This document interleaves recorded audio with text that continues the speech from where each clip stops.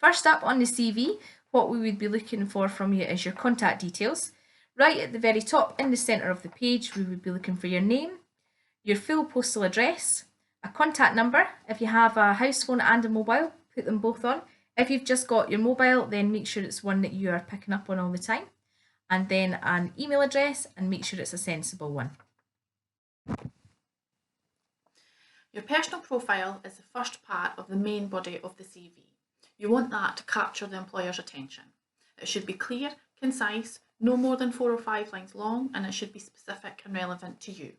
The second part underneath would then be your key skills. These should be listed as bullet points, and they should be prioritised in order for the job that you're applying for. Employment history. This is where you put the jobs that you've had. So job title, the employer you worked for, and the dates. And you'd always put a wee brief description of duties and tasks that you had within that role. Now you'd start with the most recent job that you've had and work your way back the way. Normally put in the last 10 to 15 years worth of work on there, or the last 5 to 6 positions that you've had. Education and training part of your CV is really important. It's really important to put down all your qualifications that you've done, making sure that you start with your most recent one, working backwards, and making sure that you put down your school you were at. If you didn't get any O-levels or highers at school, you can put down the secondary school you were at and the date you were there, and put down full secondary education. It's really, really important that employers can see the qualifications that you have, and it's also to remind yourself, if you've done a certificate such as the CSCS card, and it's valid for 5 years, it reminds yourself as well when you have to go and reset it.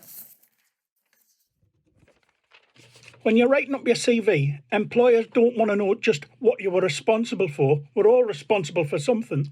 They want to know how good you were at it. And you can do that, you can demonstrate this by using achievements, and we'll show you how to do it. Now, you might think, I haven't got any achievements to put on a CV. Well, check out my video about achievements and prove me wrong. When talking about hobbies and interests on your CV, it's best to go into as much detail as you can. So for instance, it's not enough to say you like to read books. Go into what kind of books that you like to read. The crime, horror, fantasy, autobiography. If you play a sport, let us know what it is. If you have an exercise routine that you do, CrossFit, yoga, be specific about it.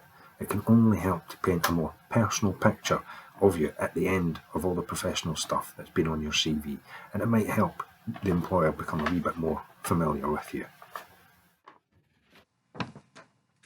Last but not least, we would be looking for you to put something about your references at the bottom of the CV. At this point, you don't want to give away your actual reference name and contact details. You simply want to put a short statement that says something along the lines of excellent references available on request. And that's you done.